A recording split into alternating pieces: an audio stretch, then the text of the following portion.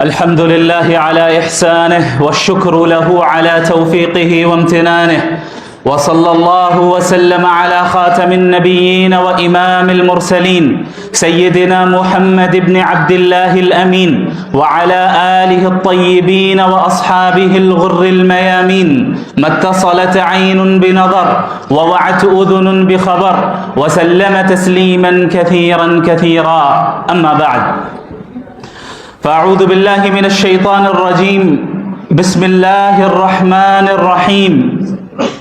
ولكن كونوا ربانيين بما كنتم تعلمون الكتاب وبما كنتم تدرسون. صدق اللہ العظیم. عزیز طلبہ، یہ میرے لیے بڑی سعادت کی بات ہے کہ اللہ رب العالمین نے مجھے یہ توفیق دی اور یہ نعمت دی کہ میں آج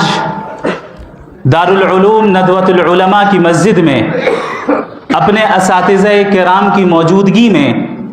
آپ حضرات سے مخاطب ہوں. یہ میرے لیے بالکل بھی مناسب نہیں تھا کہ میرے اساتذہ کرام نیچے تشریف فرما ہوں اور میں کرسی پر بیٹھے رہوں، اور نہ ہی میں اس بات کی زیادہ جرأت کر سکتا ہوں کہ اپنے اساتذہ کرام کی موجودگی میں بہت زیادہ لب کشائی کروں. لہٰذا اپنے اساتذہ کے حکم پر میں آپ حضرات کے سامنے چند باتیں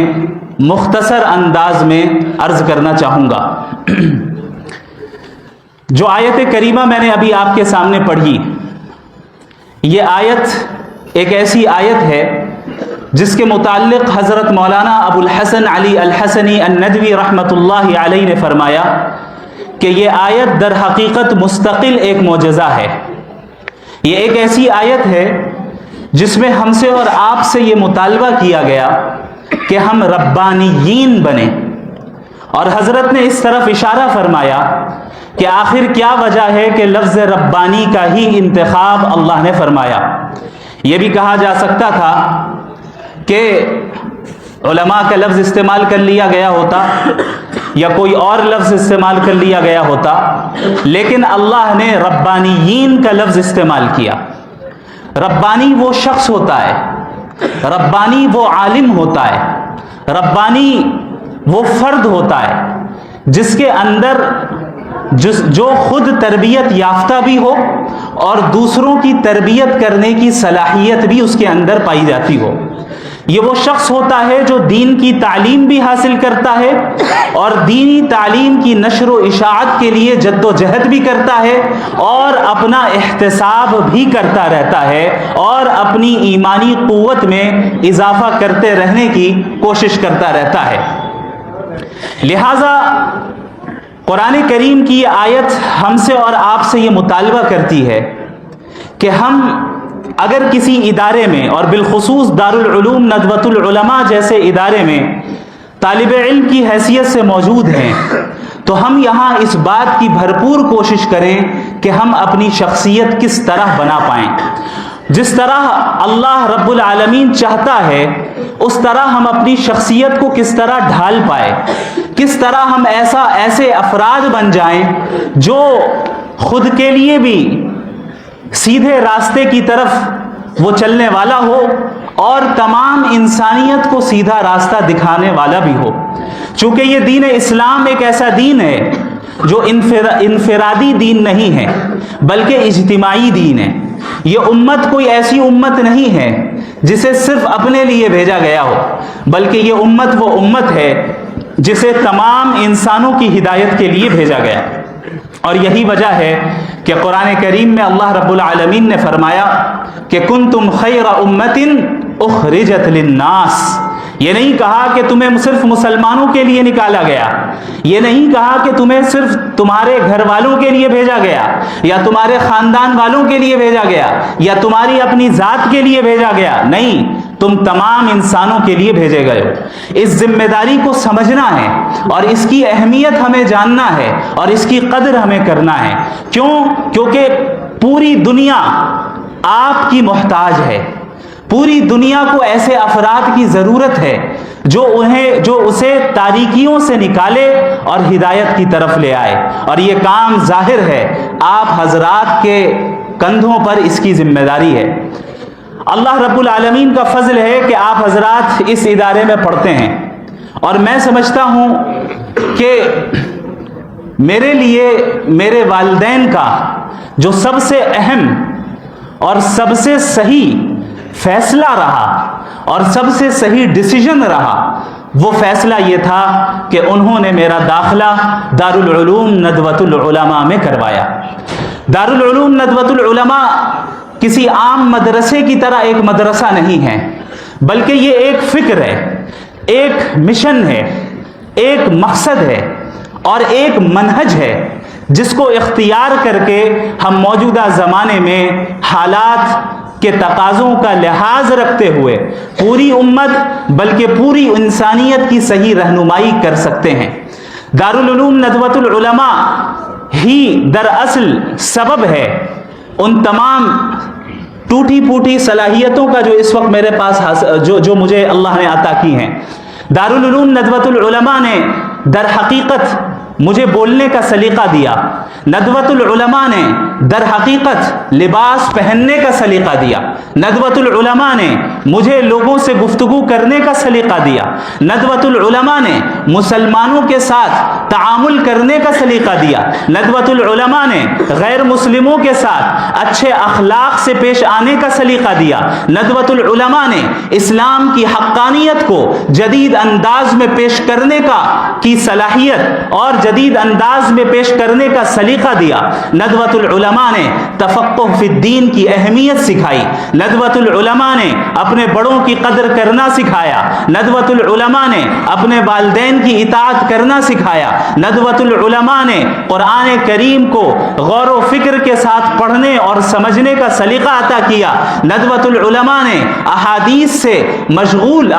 کے ساتھ مشغول رہنے کا سلیقہ سکھایا، ندوۃ العلماء نے یہ بتایا کہ تم صرف دیندار نہیں بلکہ باشعور دیندار ہو۔ ندوہ صرف دینداری کا نام نہیں ہے، ندوہ انسان کے اندر شعور کو پیدا کرتا ہے، ایک ایسا شعور پیدا کرتا ہے جس شعور کی اس امت کو ضرورت ہے، اور اس امت کے ہر فرد کو اس شعور کو اختیار کرنا ضروری ہے۔ حضرت مولانا ابو الحسن علی الحسنی الندوی رحمت اللہ علیہ نے فرمایا کہ یہ کافی نہیں ہے کہ ہم اور آپ صرف دل سے مومن بنے، بلکہ دماغ کا مومن ہونا بھی ضروری ہے۔ صرف دل کا مومن ہونا کافی نہیں ہے کہ آپ جذبات میں آئیں اور جذباتی انداز میں بات کریں اور جذباتی انداز میں دین کی اشاعت کریں اور صرف جذباتیت کا ہی مظاہرہ کریں، بلکہ ضروری یہ بھی ہے کہ ہم اور آپ عقلی طور پر اور انٹلیکچول سطح پر باشعور ہوں۔ میں بغیر کسی فخر کے تحدیث بن نعمت کے طور پر اور اس کمال کی نسبت اللہ رب العالمین کی طرف کرتے ہوئے اور اس کے بعد اپنے اساتذہ کی محنتوں کی طرف کرتے ہوئے میں یہ عرض کرنا چاہتا ہوں کہ ابھی جو مناظرہ ہوا اس مناظرے کی ویڈیوز میں آپ نے کمنٹس پڑھے ہوں گے، آپ نے لوگوں کے تاثرات دیکھے ہوں گے اور سنے ہوں گے۔ ابھی میں دلی کے ایئرپورٹ میں تھا، وہاں پر چند غیر مسلمان میرے پاس آئے اور انہوں نے کہا کہ ہمیں بڑی خوشی ہوئی کہ آپ نے مذہب کا مقدمہ رکھا، اور اس انداز میں رکھا کہ ہمیں تعجب ہوا کہ کوئی مدرسے کا اسٹوڈنٹ بھی اس طریقے سے بات کر سکتا ہے۔ آپ ناراض نہیں ہوئے، آپ نے اس شخص کی شخصیت کا خیال رکھا، آپ نے ان کا احترام کیا۔ میں بغیر کسی مبالغے کے یہ کہتا ہوں کہ یہ سلیقہ مجھے ندوۃ العلماء نے عطا کیا، یہ سلیقہ مجھے میرے اساتذہ کرام نے سکھایا، یہ وہ سلیقہ ہے جو مجھے ان حضرات کی جوتیاں سیدھی کرنے کی برکت اور نتیجے میں حاصل ہوا، یہ وہ سلیقہ ہے جسے اللہ نے اپنے فضل سے عطا کیا، باوجود اس کے کہ میں اس کا اہل نہیں تھا اور اس کے لیے میں غیر مستحق تھا۔ ذالک فضل اللہ یؤتیہ من یشاء واللہ ذو الفضل العظیم۔ میں جب ندوۃ العلماء میں آیا تو چند اہم چیزیں میں آپ کے ساتھ شیئر کرنا چاہتا ہوں، اور یہ بھی صرف اس لیے کہ آپ کو ترغیب ملے کہ آپ کو اس ادارے میں رہ کر کس طرح دین کا کام کرنا ہے اور دین کو سیکھنا ہے۔ میں ایک ایسے گھرانے سے تعلق رکھتا ہوں جہاں الحمدللہ مالی حالات بھی مستحکم ہیں اور اسٹیبل ہیں، اور میرا جو لائف اسٹائل رہا ندوۃ العلماء میں آنے سے پہلے وہ مدرسے کے لائف اسٹائل سے بہت مختلف تھا۔ جب میں نے ندوۃ العلماء میں داخلہ لیا تو مجھے یہاں پر بہت سی پریشانیوں کا سامنا کرنا پڑا۔ مثال کے طور پر لکھنؤ کی گرمی سے کون واقف نہیں ہے، اور میں اس بات کا عادی تھا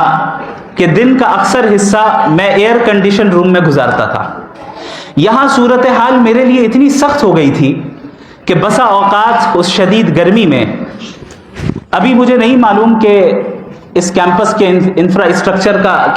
اس کی کیا صورتحال ہے، اس وقت وہاں جو ایک مارکیٹ ہے، مارکیٹ کہتے ہیں اسے، اس کے قریب ایک اے ٹی ایم ہوا کرتا تھا، ابھی بھی ہے۔ اس اے ٹی ایم میں ایئر کنڈیشن بھی تھا، ابھی بھی ہے، الحمدللہ۔ تو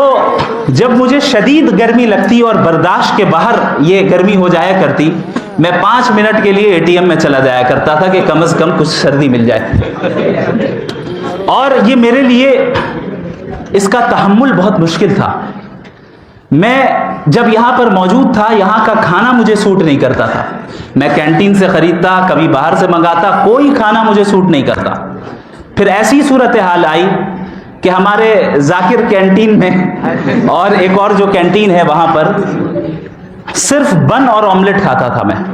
بریک فاسٹ میں بھی، ناشتے میں بھی، لنچ میں بھی اور ڈنر میں بھی۔ اور چونکہ گھر میں عادی تھا کہ ایسا پانی پیوں جو فلٹرڈ ہو، تو اس ناحیے سے بھی بڑی دشواریوں کا سامنا کرنا پڑا۔ بسا اوقات ایسا وقت بھی آیا کہ میں مجبوراً صرف گلے کی خشکی کو، یعنی گلے کو تر کرنے کے لیے چند قطرے صرف ڈال دیا کرتا تھا کہ کم از کم گلا تر ہو جائے، لیکن میں اسے پی بھی نہیں پا رہا ہوں۔ یہ بتانے کا مقصد یہ ہے کہ یہ مرحلہ میرے لیے آسان نہیں تھا اور بہت مشکل تھا، یہاں تک کہ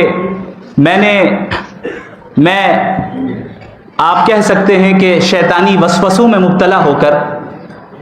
اس نتیجے تک پہنچ چکا تھا کہ شاید اب میں اپنی تعلیم کو جاری نہ رکھ پاؤں اور واپس چلا جاؤں۔ میں نے اپنے والد محترم سے بات کی،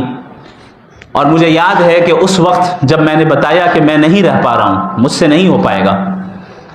یہ میری طاقت کے باہر کی چیز ہے، مجھے واپس آنا ہے،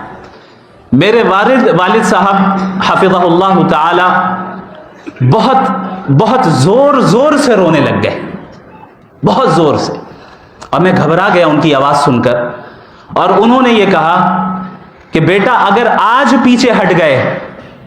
تو آگے نہیں بڑھ پاؤ گے۔ یہ وہ جملہ تھا جو آج تک میرے کانوں میں گونجتا ہے، اور یہ وہ جملہ تھا جس نے مجھے تیار کر دیا کہ اس دین کی خدمت کے لیے اور اس دین کی تعلیم حاصل کرنے کے لیے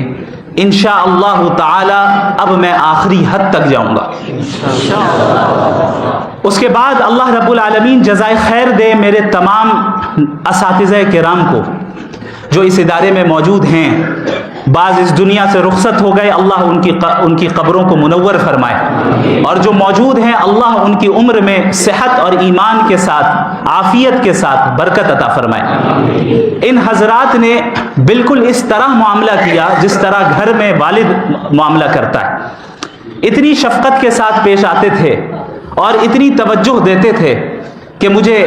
اس بات کی قدر ہوئی کہ بھئی میں جس ادارے میں رہتا ہوں یہ ادارہ کوئی معمولی ادارہ نہیں ہے، بلکہ یہ ادارہ ایک مقصد کے تحت بنا ہے۔ یہ ادارہ دیواروں کا نام نہیں ہے، یہ ادارہ سرٹیفکیٹ کا نام نہیں ہے، یہ ادارہ چند رسمی چیزوں کا نام نہیں ہے، بلکہ یہ ایک مقصد ہے، اور اس مقصد کو حاصل کرنے کے لیے ہمارے اساتذہ کرام دن رات جد و جہد کرتے ہیں بغیر کسی دنیاوی غرض کے۔ یہ کوئی معمولی خدمت نہیں ہے۔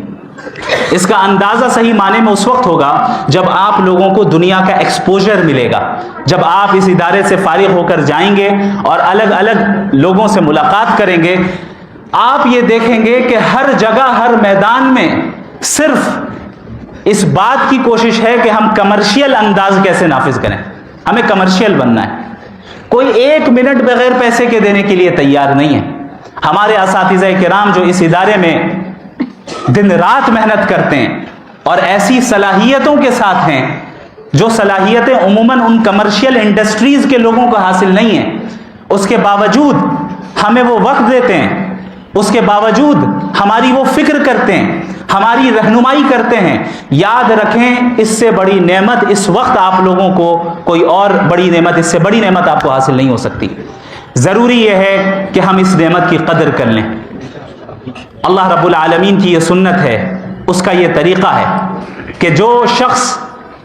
اللہ کی نعمت کا شکر ادا کرتا ہے، اللہ کی نعمت کی قدر کرتا ہے، اللہ اس نعمت میں اضافہ کرتا ہے، اور جو شخص اللہ کی نعمت کی ناقدری کرتا ہے، اللہ اس سے اس نعمت کو چھین کر ایسے شخص کو دے دیتا ہے جو اس کا مستحق ہو۔ لہذا اس بات کا عزم کر لیں کہ ہم جس قیمتی ایام سے گزر رہے ہیں، ہم جس مرحلے سے گزر رہے ہیں، اس کی ہم بھرپور قدر کریں گے، ناشکری نہیں کریں گے، اس سے ہم استفادہ کریں گے، اور ٹھیک ٹھیک جو ہے جس انداز میں ہمیں فائدہ حاصل کرنا چاہیے وہ کریں گے۔ یاد رکھیں، میں پھر بتا دوں، فخر کے طور پر نہیں، صرف تحدیث بن نعمت کے طور پر اور آپ حضرات کی ترغیب کے لیے یہ بات بتا رہا ہوں کہ میں نے اپنے طالب علمی کے زمانے میں، ابھی بھی طالب علمی ہوں، یعنی دارالعلوم ندوۃ العلماء میں جو طالب علمی کے ایام گزرے، میں نے ایک چیز کا بڑا اہتمام کیا، وہ یہ تھا کہ اپنے بڑے اور اپنے اساتذہ کی اطاعت، ندوے کے انتظامیہ کی اطاعت، ندوے کے بنائے ہوئے اصولوں کی اطاعت، میں نے اس کی بھرپور کوشش کی۔ یہاں تک کہ الحمدللہ کئی مہینے گزر جاتے تھے، کسی ایک گھنٹے میں بھی غیر حاضری میں نہیں کرتا تھا، اور صرف اس نیت سے کہ کہیں ایسا نہ ہو کہ ایک گھنٹہ بھی اگر چھوٹ جائے تو اس کی برکت ختم نہ ہو۔ اور یقین جانیے، امتحان کے ایام میں جس طرح آپ حضرات بہت پریشان ہو جاتے ہیں، پھر اگر آپ نے پابندی کی، حاضری کی، اور کلاسز میں پابندی سے آپ حاضر رہے، تو آپ کے لیے امتحان کا مرحلہ بڑا آسان ہو جاتا ہے۔ اس بات کی ہم نے پابندی کی کہ میرے اساتذہ کرام، میرے مشائخ مجھ سے جو کہتے میں وہ کرتا۔ اگر مجھ سے کہا جاتا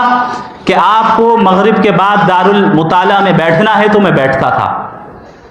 میں ناغہ نہیں کرتا تھا، الا یہ کہ کوئی شدید عذر ہو۔ مجھ سے کہا جاتا کہ آپ کو ندوے کے باہر نہیں جانا ہے تو میں نہیں جاتا تھا، جبکہ میں دیکھتا تھا بہت سے افراد ایسے تھے جو نہیں سنتے تھے،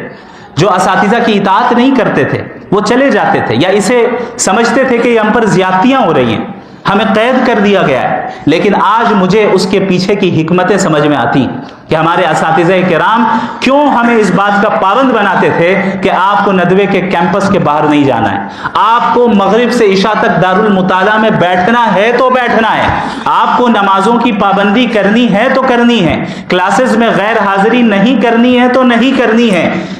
ان تمام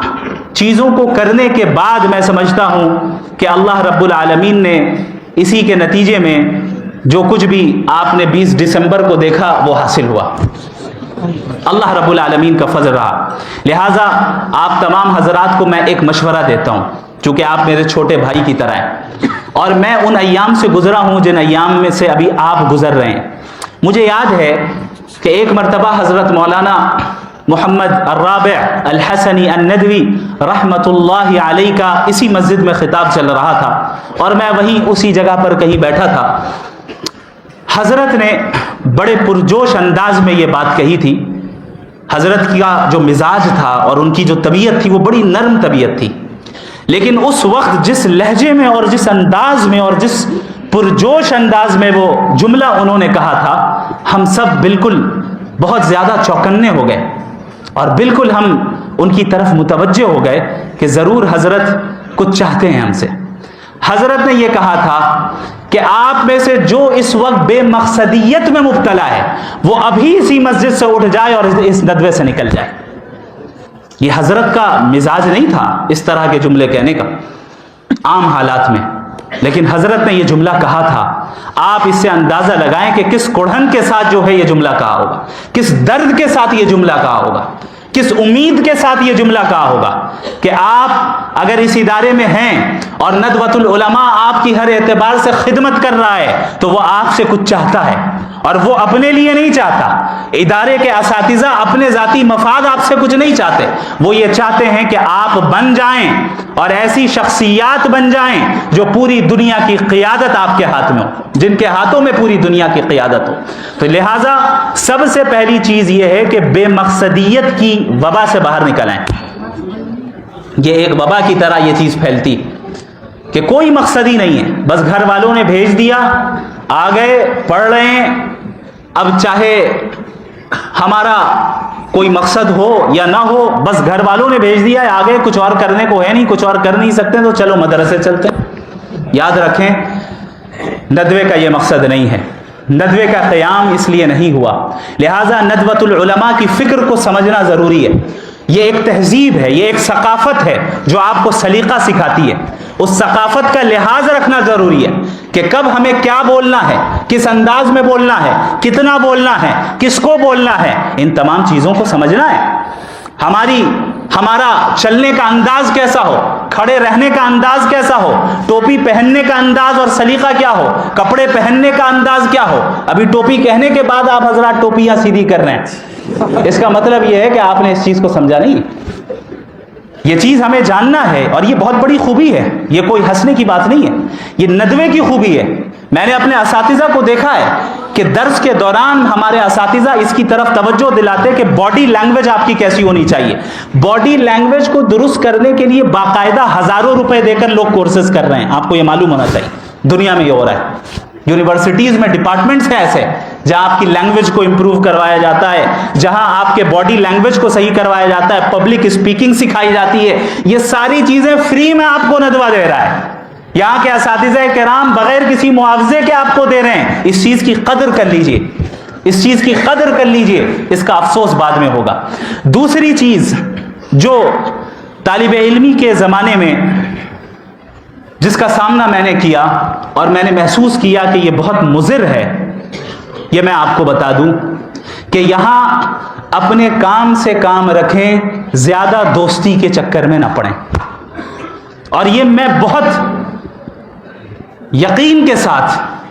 یہ بات کہہ رہا ہوں اور تجربے کے ساتھ یہ بات کہہ رہا ہوں۔ آپ کی پوری توجہ آپ کی تعلیم کی طرف ہونی چاہیے۔ دوستی، تعلقات،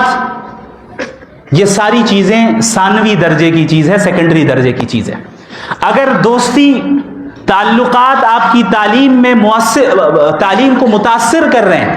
تو یاد رکھیں اب آپ غلط ٹریک پر آ گئے۔ اس چیز کا آپ کو لحاظ رکھنا ہے کہ سارے تعلقات اور ساری دوستی ایک حد تک ہونی چاہیے، اس حد کے آگے نہیں بڑھنے پائے تاکہ ہماری تعلیم ہرگز بھی متاثر نہ ہو۔ تیسری چیز، ندوۃ العلماء اور اپنے ادارے کے انتظامیہ کا ساتھ دینا، یہ بہت اہم کام ہے۔ آج ہمارا مزاج اتنا آزاد ہوتا جا رہا ہے کہ ہم اس چیز کی اہمیت کو سمجھتے نہیں کہ ادارے کے ذمہ داروں کے اصولوں کی پابندی اور ان کی طرف سے متعین کردہ قوانین کی پابندی کی بھی کوئی ضرورت ہے، ہم سمجھتے ہی نہیں۔ بسا اوقات اپنے زمانے میں ایسا بھی دیکھا کہ بعض طلباء خواہ مخواہ انتظامیہ کے ساتھ تصادم کرنے میں مبتلا ہو جاتے ہیں، اور یاد رکھیں پھر پورے سفر کی برکت ختم ہو جاتی ہے، پورے سفر کی برکت ختم ہو جاتی ہے۔ آپ حضرات یہاں پر صرف تعلیم حاصل کرنے آئے ہیں اور تیار ہونے آئے ہیں، ابھی آپ کے ذمے پوری دنیا کی اصلاح کا کام نہیں ہے، آپ کے ذمے ادارے کی اصلاح کا کام نہیں ہے۔ ادارے کی اصلاح کے لیے بڑے موجود ہیں،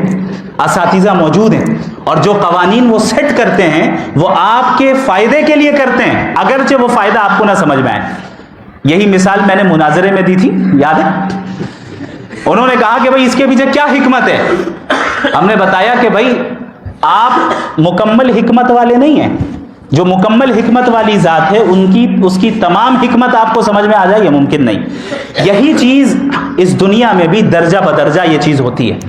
کہ اس دنیا میں بھی ہمارے بڑے جو ہیں وہ ہم سے زیادہ حکمت رکھتے ہیں، ہمارے بڑے جو ہیں وہ ہم سے زیادہ علم رکھتے ہیں،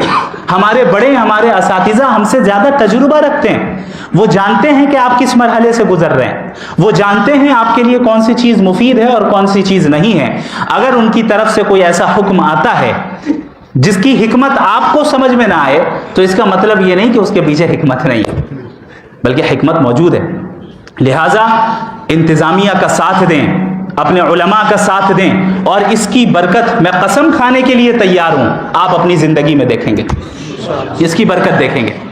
کہ آپ کے اساتذہ نے آپ کو جو بات کہی اس بات کا نتیجہ اور اس کی اطاعت کا نتیجہ یہ نکلا کہ اللہ نے آپ کی زندگی میں برکت عطا کی. اور ایک چیز میں یہ بھی بتا دوں، چونکہ اپنے لوگوں کی مجلس ہے، اساتذہ کی بے ادبی کرنے سے اجتناب کیجیے گا. بسا اوقات کسی استاذ کی بے ادبی تمام تر صلاحیتوں کو ماند کر دیتی ہے. ایسا ہوتا ہے کہ ایک انسان، ایک طالب علم بہت صلاحیت والا ہے، بہت گہرے علم والا ہے، اسے تفسیر میں بڑی مہارت ہے، حدیث میں بڑی مہارت ہے، اصول تفسیر میں بڑی مہارت ہے، اصول حدیث میں بڑی مہارت ہے، لیکن اساتذہ کی بے ادبی کے نتیجے میں زندگی کا ایک ایسا مرحلہ آتا ہے جہاں پر تمام نعمتوں کو اللہ سلب کر لیتا ہے، والعیاذ باللہ من ذالک. اللہ رب العالمین ہم سب کی اس سے حفاظت فرمائے. میں آپ کو یہ بتا دوں کہ یہ جیسا کہ مولانا سلمان نسیم صاحب حفظہ اللہ تعالی نے بتایا کہ یہ پروگرام کوئی رسمی پروگرام نہیں ہے، یہ پروگرام ایسا پروگرام نہیں ہے جہاں پر باقاعدہ کوئی ہم صرف فارمیلٹی ادا کریں، بلکہ یہاں پر میں اپنے گھر میں آیا ہوں. بعض اساتذہ کرام نے اس طرف بھی توجہ دلائی کہ دوسرے ادارے میں جیسے آپ کا استقبال ہوا یہاں پر شاید ویسا نہ ہو تو آپ کو برا نہیں ماننا ہے. ہم نے کہا حضرت دوسرے اداروں میں مہمان تھا، ندوہ تو میرا گھر ہے، میں اپنے گھر میں آ رہا ہوں، یہاں پہ مجھے استقبال بھی نہیں چاہیے. آپ حضرات سے ملاقات یہی میرے لیے اعزاز ہے، آپ حضرات سے ملاقات کا موقع مل جانا اور یہاں کے طلبہ اور اپنے بھائیوں سے تھوڑی دیر کے لیے گفتگو کرنے کا موقع مل جانا اور اس جگہ پر کھڑے ہو کر گفتگو کر لینے کا موقع مل جانا، اس سے بڑا اعزاز میرے لیے اور کچھ نہیں ہو سکتا. لہذا آپ ایک ایسے شخص کو سن رہے ہیں جو پرانا مریض ہے، تو پرانا مریض جدید مریض کو چند صلاح دے رہا ہے. ہم سب اسی سفر سے گزرے ہیں اور ہم سب بعض غلطیاں کر جاتے ہیں، لیکن یاد رکھیں اگر ہم سے غلطیاں ہو جائیں تو ان غلطیوں سے رجوع کرنا، توبہ کرنا، اپنی اصلاح کرنا، اپنے اساتذہ کی اطاعت کو قبول کر لینا اور ندوے کی فکر کو سمجھنا یہ بہت ضروری ہے. ورنہ ایسا بھی دیکھا جا رہا ہے کہ ندوے سے پڑھ کر نکل رہے ہیں لیکن ندوۃ العلماء کی فکر اپنے اندر نہیں رکھتے ہیں. ندوۃ العلماء جیسا کہ میں نے بتایا شعور کو پیدا کرنے کا نام ہے. ندوۃ العلماء ایک مشن دیتا ہے، اور یاد رکھیں یہ جو آج الحاد کے خلاف میں کام کر پا رہا ہوں اس کی اصل فکر مجھے ندوۃ العلماء سے ہی ملی، اور بالخصوص حضرت مولانا ابو الحسن علی الحسنی الندوی رحمہ اللہ کی تحریروں سے ملی. جب آپ حضرت کی تحریروں کو پڑھیں گے تو آپ کو اندازہ ہوگا کہ مغربی تہذیب کے خلاف وہ کب لکھ رہے ہیں. ایسا محسوس ہو رہا ہے کہ شاید آج کے لیے وہ لکھ رہے ہوں. انہوں نے ہی فرمایا کہ مجھے یقین ہے کہ اگر آج ابو حنیفہ، امام مالک، امام شافعی، احمد بن حنبل رحمہم اللہ اجمعین بھی زندہ ہوتے تو شاید تھوڑی دیر کے لیے فقہ کی تدوین کو بھی روک دیتے اور الحاد جدید اور مغربی تہذیب کے مقابلے میں لگ جاتے. حضرت نے یہ فکر دی، حضرت کی تحریروں سے یہ فکر ملی، ندوۃ العلماء سے یہ فکر ملی، پھر اس فکر کو لے کر میں آگے کچھ کام کر پایا اور کر رہا ہوں. اللہ رب العالمین سے دعا گو ہوں کہ اللہ مجھ سے بھی اور آپ سب سے دین کا کام لیتا رہے۔ اللہ رب العالمین ہم سب کو دین کا تفقہ عطا فرمائے، دین کی سمجھ عطا فرمائے، دین پر عمل کرنے والا بنا دے، ندوۃ العلماء کی قدر کرنے والا بنا دے، یہاں کے اساتذہ کی قدر کرنے والا بنا دے، ندوۃ العلماء کے انتظامیہ کا ساتھ دینے والا بنا دے، باغیانہ مزاج سے ہم سب کی حفاظت فرما دے اور مطیعانہ مزاج ہم سب کو عطا فرما دے، اور اللہ رب العالمین ہم سب کو قبول فرمائے اس دنیا میں بھی اور آخرت میں بھی۔ میں سمجھتا ہوں کہ ضرورت سے زائد میں نے گفتگو کر لی اپنے اساتذہ کی موجودگی میں، لہٰذا میں معذرت بھی چاہتا ہوں اپنے تمام اساتذہ کرام سے۔ بس جو کچھ آپ حضرات سے سیکھا تھا اسی کا خلاصہ پیش کرنے کی میں نے کوشش کی ہے، جو بھی کمی کوتاہی ہوئی ہو آپ حضرات معاف فرمائیں۔ اللہ رب العالمین آپ تمام حضرات کو جزائے خیر عطا فرمائے۔ وآخر دعوانا ان الحمد للہ رب العالمین۔